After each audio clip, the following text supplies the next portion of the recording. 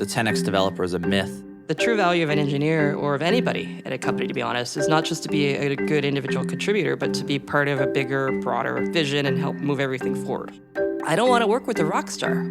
I don't have anything to say to MC Hammer. If I sit and try to work on something myself without any co-founder, partner, accountability buddy, whatever, I get nowhere. You have to give yourself permission to be bad at the beginning of anything. Code talks, ideas walk.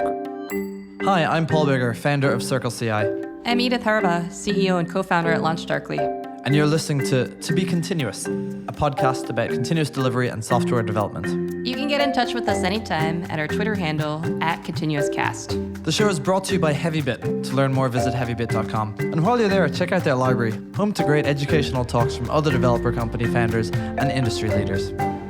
Today's topic, the 10x developer. So let's start off by talking about where the phrase 10x developer came from. If I had to guess, I'd say like about 50% of things on this show, it came from Spolsky. I don't think it came from him, but it was this idea that there were some developers who were 10x's more productive than others. Right.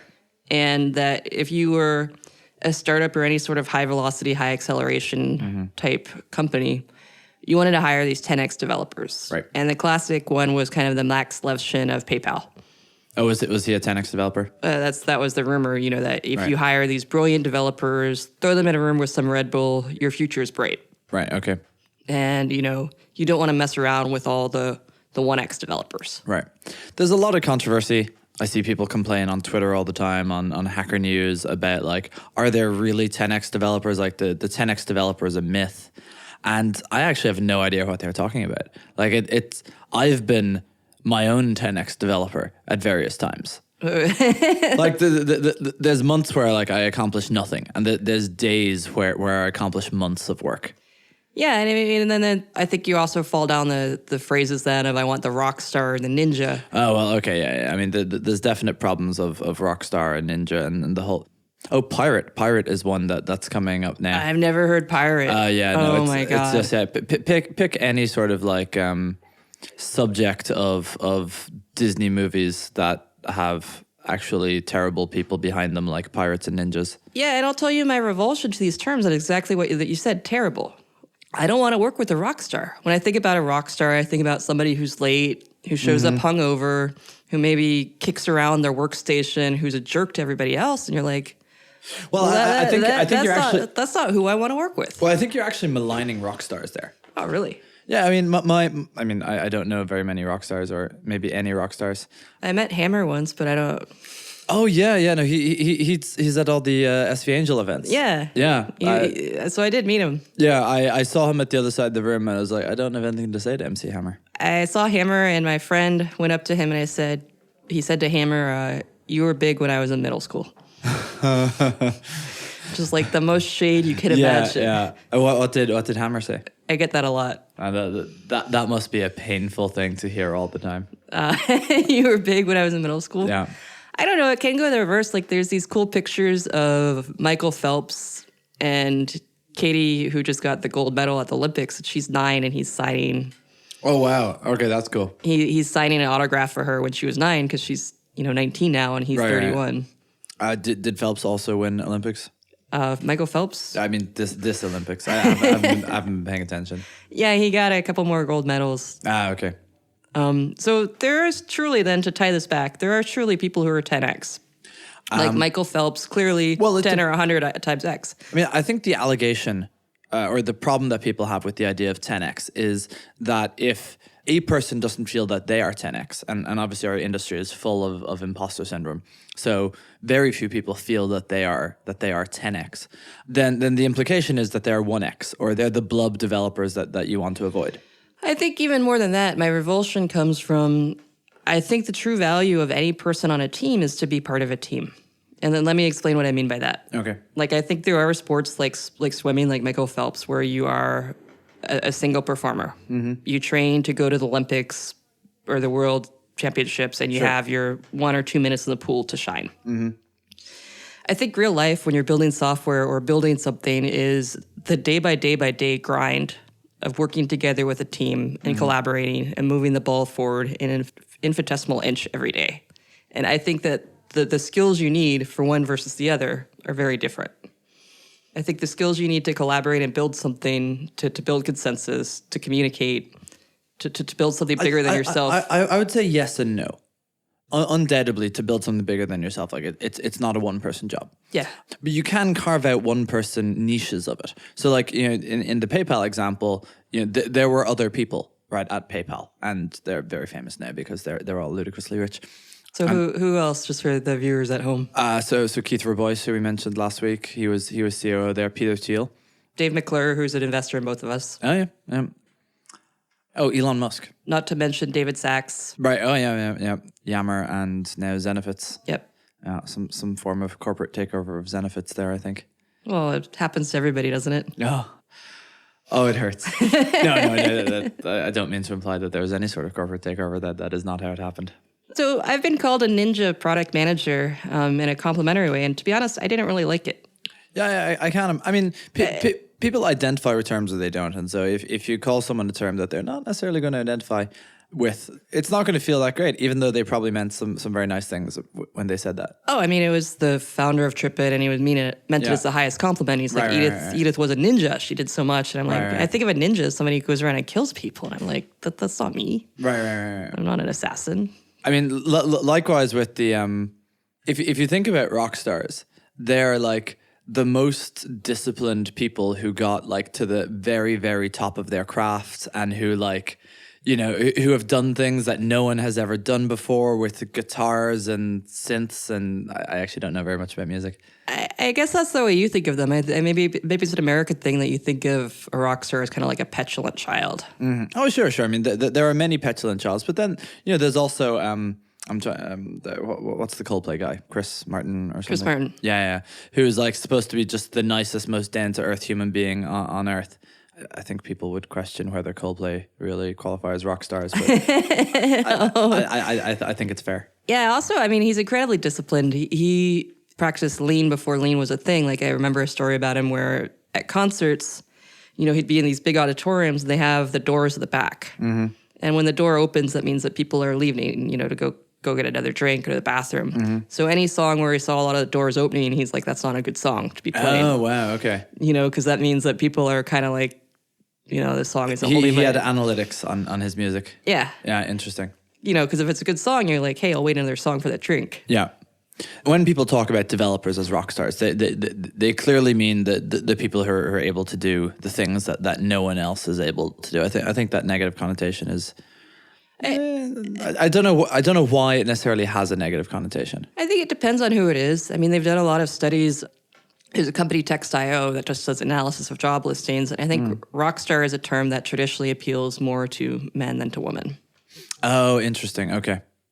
I would guess that there's also a particular kind of person for whom that appeals, who is probably much more on the extroverted side of things. Yes. And developers traditionally don't sort of isolate themselves from the MBA type people, the executives, you know, whoever the out group is for the traditional view of the introverted engineer. Yeah, I mean, so let's go into this for a second. I mean, I think the true value of an engineer or of anybody at a company, to be honest, is not just to be a good individual contributor, but to be part of a bigger, broader vision and help move everything forward. Sure.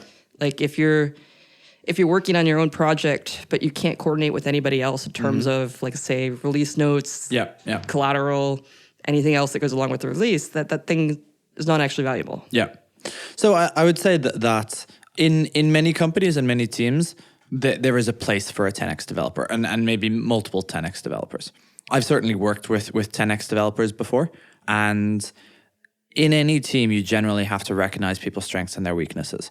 So if you have someone who's able to, you know, to put out some form of extraordinary amount of code or quality of code or whatever it is that no one else on the team is able to do, but other people have the strengths of, like, maybe the 10x developer is a starter and not a finisher, or, you know, something along those lines, and other people complement that strength, then it can be a great thing to have on a team.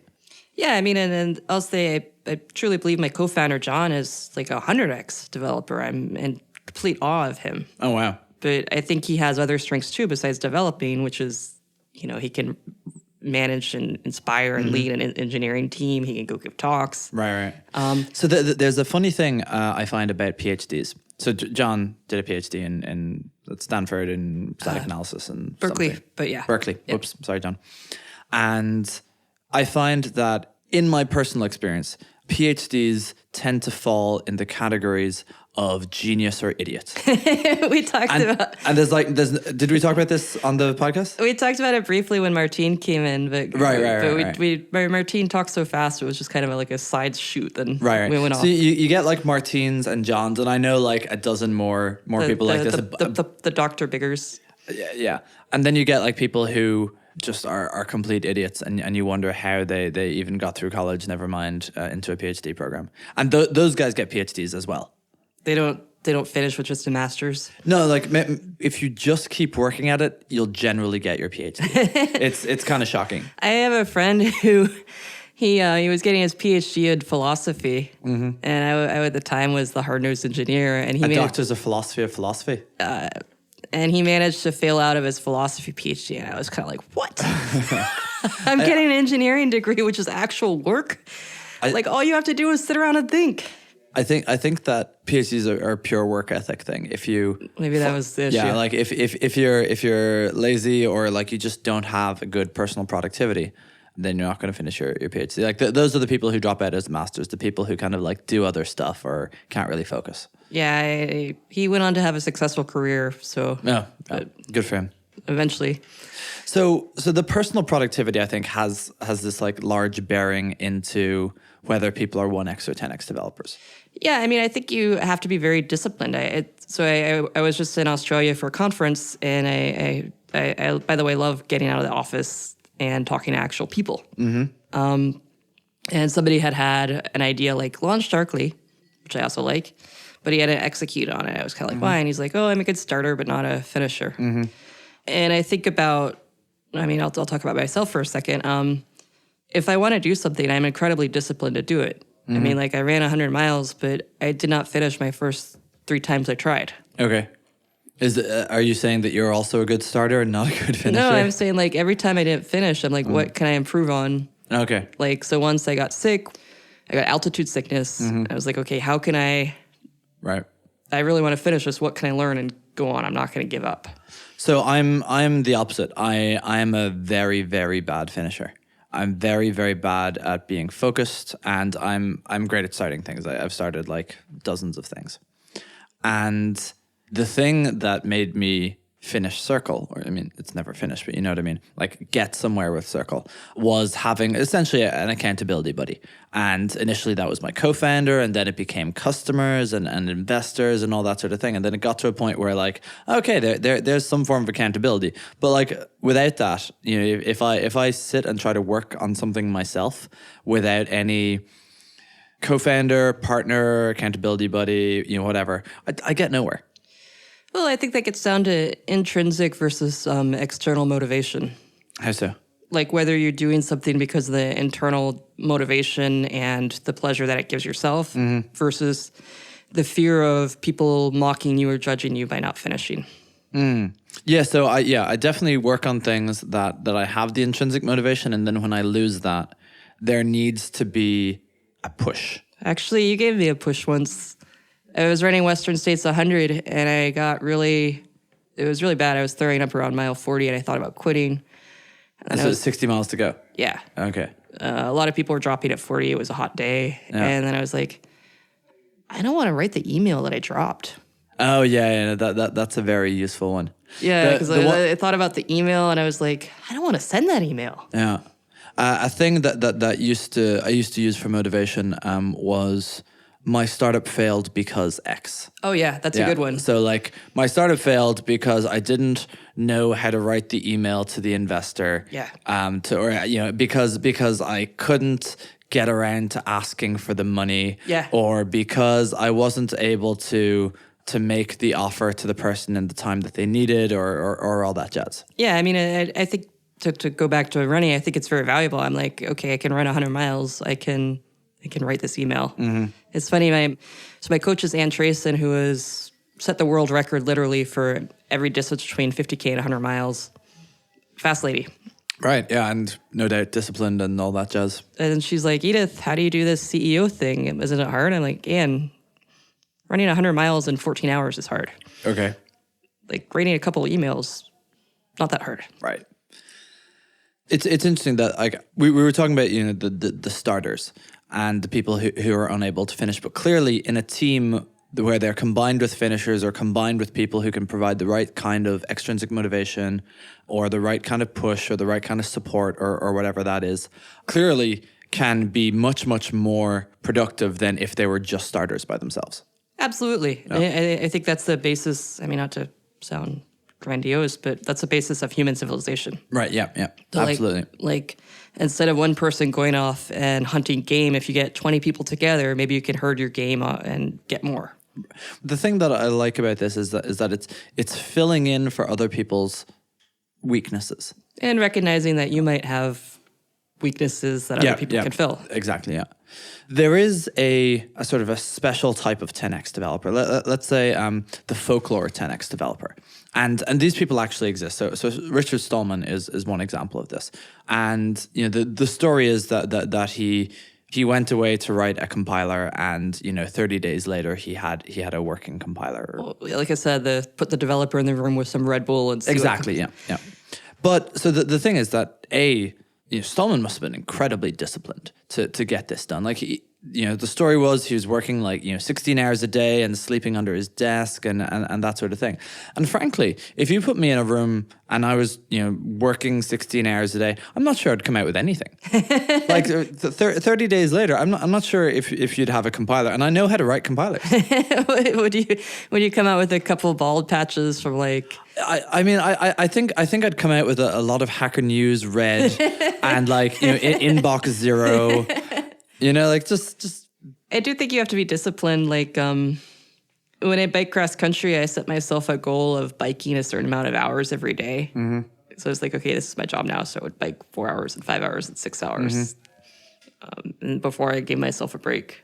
So, but biking is a thing that you don't really get distracted when you're biking by like a shiny thing. Oh, you do all the time. Oh, really? You're like, oh, there's a historical marker. Oh, maybe I should stop and check my email. Oh, I'm a little hungry. Oh, that place looks good. Maybe I should go get a soda. No, okay, that's interesting. I mean, there's every reason in the world to stop. Right. My legs are a little sore. Any reason will do. Yeah. Okay. Oh. Okay, right. Well, then it's exactly the same when you're developing. There's there's a shiny little notification box. There's I think I mentioned in previous podcasts, I have to turn off all my notifications. Yeah, I should really start doing that. I mean, I think HipChat and Slack. Yeah, turn it off. Check it every hour if you need to, and get back to people. But the whole point of those things is that they're asynchronous. Yeah, it's funny. They send out. I hate it when people do @alls or @here in Slack. Mm-hmm. And I've been in some epic flame wars because I think Slack is still pretty new. Mm-hmm. And people are always like, well, my @all is important. @all, there are donuts in the kitchen. That actually is an important one. Well, no, it's not. There is, at every company, regardless of the number of people, like if there's 10,000 people behind @all and you say there's donuts in the kitchen, everyone's like, okay, fair enough. I meant more that I'm on a lot of I'd say loosely affiliated lists, from my old accelerator. Oh yeah. And it'll be @all, please go upvote this. And it's just like, no. No, fuck off, yeah. Yeah. The @all is for... acts of God. Yeah. @all, there is an earthquake. Yeah. Read this quickly in the next 30 seconds before it hits. Yeah, and then the flame war is like, well, it's very important to me.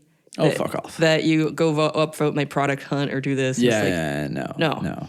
That should be @alled into something, into some set of people who really give a shit about you personally. Well, if you have your own personal Slack and everyone on the Slack is into you, that's the perfect place to @all the upvote. Is there a Paul Slack somewhere? No, there's not. No. I think the general standard is, does everybody get more value out of this than I get out of putting it? Like the donuts here. Yes, yeah, exactly, everybody gets more value than I get. Yeah. Unless they get to the kitchen and the donuts are gone. Then it's like this negative value where you've taken someone out of their coding bubble. Because obviously if you see the word donuts, you're like, oh, okay, well, the compiler's not that important. It's a Homer Simpson-esque response. No, it's built in. It's Pavlovian. Yeah, the caveman sort of. Simpsonian. So do they have Simpsons in Ireland? yes, no, it's a proper like first world country. So let's get back to productivity. So I could not sit in a room and produce a compiler. And I see these bootcamp grads, right? I think there's a lot of people complain about bootcamp grads and that sort of thing. And maybe in another episode or another time, I'll say why I think that is and how I think it's mistaken. But in a bootcamp, the thing that you're doing is you're literally, today we are writing a Twitter. At the start of the day, you will have nothing. Empty project, or you can clone the last one, or whatever the hell it takes. And at the end of the day, you'll have a working Twitter. And if you put me in a room and you asked me to make a working Twitter, I'd be investigating like 6 different web servers and what's the right language to write a Twitter in, what's the right tool for this job. It's like, okay, well, I guess you're supposed to write it in Erlang. I don't know Erlang yet, so let me go through a tutorial on Erlang and get good at Erlang. And then I don't really like Erlang, and and then you come up with Rust. Exactly, right. So you end up in this. I would personally end up in this. It's essentially a yak shave, right? A perfect yak shave, where at the end of it, I've got like some half-made sweaters and no actual product coming out of it. And the yak is kind of still around. I'm not sure where the yak goes in the analogy. Is it in the metaphor? I was just teasing you. Yeah. So there was this, I think it was called 180 websites in 180 days or something like that. And it was written, or it was a project by Jennifer DeWalt, and she didn't know how to code. And she said, I'm going to make 180 websites in 180 days. And she included a blog post. Every day she wrote a blog post on what she had produced that day. And you can see it on the internet if you Google for it. And on day one, it was fairly rudimentary. It's like, I'm getting forms to work, or I don't know exactly. And by day 30, there's real things going on. And by day 180, it's, like proper stuff. But like, that's discipline that I don't have. Yeah, it's discipline that every day you're going to get a little bit better and a little bit better. Like, right. But just the discipline to keep doing it is insane. It's like, how do you not take, day 31 off? It's like, well, I'm going to sit in my pajamas and watch The Wire from start to finish. Well, I'll say 2 things. So when I bike cross country, I did take every 7th day off very deliberately. Okay. Because you get burnt out. Right. Even God got burnt out. Yeah. Well, that's I took the 7th day off and I went to bike, and that was good. Because like, I'd read a lot of journals of people who didn't take days off, and by the time they got like 20 days in, they were just like, they'd drop out. Right. I know, maybe she took days off. I don't actually know. Yeah, so you have to have a day off. But I remember I got about halfway through, and I had been keeping a blog, so this couple rode up on their bikes to hang out with me, which was pretty cool. Okay. And they said they liked biking, but they didn't think they could bike cross country because everybody they saw coming through looked so fit and so with it. Mm-hmm. And I said, everybody you see who comes this far. Right, has been biking for like 3 months or something. Has gone halfway across the United States. Right, this was in Rugby, North Dakota. Okay. So like, you did not see me. Yeah. 2 days in. When you were dying and falling apart. And like, I was wearing canvas tennis shoes. Yeah. And like I was. So perhaps what you're saying is that there's many people who started 180 websites in 180 days, got 5 days in. We're only seeing the one who came out the other side. Oh, no, I was saying it more positively. Like, you have to give yourself permission to be bad at the beginning of anything. Yeah, fair enough. Like, you have to give yourself permission to be like, okay, I'm going to get better every day I do this. And also, it's very easy to say, like, imagine if I had been as good as Stallman or whatever. Like, I'm 34. What could I have accomplished if I had that sort of, discipline or ability, or if I'd started coding 5 years earlier or that sort of thing? And like this, you can't do that. Like, the past is gone. You can't fix it. So just like start today and look forward to. Yeah. I think about what if I'd started a company in my 20s. Yeah. But I'm like, you can't. Yeah. That door's not open anymore. Yeah.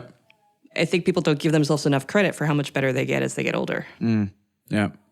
My one is, what if I had pivoted my failed Y Combinator company into a developer tools company like Paul Graham told me to? What would have happened then? And the answer actually is that was slightly too early for dev tools and slightly too early for there to be a really good funding market. So I'd probably have died. Yeah, but maybe, you can't A/B test life. Can you feature flag life? I haven't found the right library. I've tried various different personal productivity things. And there was one that I was telling you about earlier called the Pomodoro method. And so the idea here is that you have a timer, and I think the word Pomodoro is picked for no particular good reason. And it's like a 25-minute timer, and then you take a 5-minute break. Oh yeah, I do. I do that myself. I just set I'll set my iPhone and I'll do something because that way it gives you the discipline to get it done with the knowledge that there's a break coming up. Okay, and in the Pomodoro method, I think the idea is that maybe you count the number of Pomodoros that you do in a day. So the idea is like, oh, today was a 6 Pomodoro day. Today was an 8 Pomodoro day. And you're able to measure like, how productive you are. And then you have a number to optimize. Yeah, I use it when there's something unpleasant I don't want to do. Because I'm like, okay, I'll do this. Usually it's cleaning up my house. Okay. And sometimes what I find is that once I start doing it, I get in the moment and I do much longer than the actual time given. Have you heard of structured procrastination? Tell me more. So it was a blog post written by maybe a Berkeley professor, and its title is Structured Procrastination. And basically what he says is he arranges things so that he works on the second most important thing. So whatever the most important thing, there's a deadline, there's gradings due, whatever. It's like he can never motivate himself to work on that. But he can motivate himself to like work on anything else. And so he uses that to do the other stuff that he's supposed to do. Interesting, but what about the actual stuff? Well, then you just need something of a higher priority. And then the second place thing starts to look more compelling. So how do the grades ever get done then? I mean, I don't know. Maybe his anniversary dinner comes up, and then he's like, "Oh shit, I better get these grades done." Sorry, honey. Right, exactly. Yeah. I find it sad that he's not looking forward to his anniversary dinner. I mean, I don't want to put words in his mouth. I've no idea whether he's even married. I think it's funny because we've been doing this show for almost a year now, which is God, yeah. Time goes by. So we've talked a lot about productivity and personal productivity. I think the danger with the 10x theory is that you can have people who are 10x productive and then are actually very destructive. Okay. Yeah, no, I totally agree. So what part do you agree with? There's assholes everywhere. And I feel that the culture amongst engineers in tech is often built from the folklore of open source. And way back in the history, you have people who are assholes, basically, and it correlates super strongly to the 10x developer. So Linus Torvalds is one example. I think Stallman is another example of people who lack certain social graces, and that becomes promoted as the way to be that person is to lack the social grace. It's like if you wanted to be Jobs and you started wearing turtlenecks. Yeah, it's cargo cult coding. Yeah. It's cargo cult assholery. Yeah. That developers put on. And it's ultimately very destructive. Like Like another company I worked with, there was somebody who's kind of the prototype, this person is a genius. Yeah. He gets away with being a jerk because he's a genius. And it's funny because I'm still friends with some of those people at this company, and he left about 10 years ago. And they said, now looking back, after he left, everybody else got a lot more done. Oh, wow. Yeah. Well, that's... Like at the time, it was like, oh, this person is the linchpin. Nothing will get done once he leaves. And after he left, everybody just kind of like... It was like, the way they put it was like he was a redwood tree stunting the growth of everybody. Yeah. Because everyone else is the shrubs in this metaphor. Yeah, or he's just like he would put people down. He would say that's not good enough. And I mentioned in last week the Rand Fishkin model of who to hire and or whether to fire someone. And like if someone is culturally bad, you fire them even if they're a 10x developer. Yeah. And then there's something even more destructive. There's the cowboy boss. What's a cowboy boss? Everybody who works for me is so stupid. Oh, yeah. Look at me saving the day. And the reason why this works is because the cowboy boss's managers are like, wow, we wouldn't have anything if this guy... Yeah. And I say guy, it could be a woman, wasn't always saving the day. And it's like, well, why are you always... Yeah, well, how did they end up in a situation where they had to save the day a lot? Yeah, and why is your team so incompetent that it's like... Right. because it's like Because they're responsible for hiring them, presumably, and for managing them and motivating them, and yeah. But his MO was, God, everything is so messed up. Luckily, I'm here to fix it all. Right. Oh, wow. Yeah. And really, it was like, okay, everything is messed up because you're not being a good leader. I'm getting flashbacks to the painful Nam-like flashbacks of the times where I had to swoop in to save something, and it was always because I wasn't being a good leader. Like the thing that we absolutely must not ship, or we can't ship it in this state or something like that. And that's the sort of thing where if you swoop in at the last minute, and that means that someone has put like tens of hours into it, or hundreds. Hundreds, yeah. And then you're coming in at the end and you're saying, no, we're not doing this. Whereas if a much smaller amount of work had been done at the start, product direction sets, vision, alignment, all that management jazz that like you don't like to think is really important as an engineer, but as I became a better manager and a better team player in the team apart from actually writing code, it became obvious that you can't just swoop in and do that. But I think that this is something that's again encouraged by the open source movement, because the open source movement has a heavy emphasis on code review, right? It's too late. Exactly, it's too late, and there's and let me be clear about what I mean by too late. It's too late to say this doesn't fit into the direction we want the product to go. Right, exactly. So GitHub has built-in pull requests. There's no built-in roadmap. There's no built-in product direction. There's you never go to a Git repository where there's a statement you occasionally see roadmaps on bigger projects, but only on really well-run bigger projects. And there's no we want pull requests that do this. Mostly people have bugs in their issue tracker that people don't really triage and say, we'd actually accept a bug on this. And, so like the thing that's encouraged is you arrive with code. And in fact, there's a saying that people use. It's like code talks, ideas walk, or something along those lines. And I'm butchering that, but yeah. I think the ideal and the what actually happens are very different. I think the idea is that to go back to biology, that it's basically something that's evolving on its own, that you don't need direction. Mm-hmm. Yeah. And so people are like, well, why do we need a roadmap? Mm-hmm. The good code will just arrive. And it's the bazaar. We're not making a cathedral here. Yeah. And then what happens is like the code arrives, and to go on, like people are like, I don't really know whether this fits into the something. So what's happening is that there's an unstated vision. There's an unstated vision. Yes. So there's a vision and there's a roadmap. It's just not written down anywhere. Yeah. And when someone comes in with a new vision, right, a new direction, and they've implemented it. Yes, right. The code is done. I made a pull request against Atom the other day, the Atom editor, and it's a new direction from where they were going with this particular component. But I should have known on this component there were 42 open pull requests. Wow. Right, and mine got tagged about 2 days later as needs review, and we're now like 5 days, 6 days later, and no comments, no one's looked at it, and it's like I should have known. Right, I should have known by the state of the rest of the pull requests that this was going to go on deaf ears. I think this comes back to that there's always a process and a vision and a roadmap. It's whether or not it's explicitly stated and written down somewhere. Right. Like, obviously, the maintainers of the project have some vision that is not prioritizing that area. Yeah. Presumably, that area is done in some way. And I think it's very frustrating for everybody. Oh yeah, there's nothing that turns people away more than they arrive, they contribute some code, and then like nothing happens.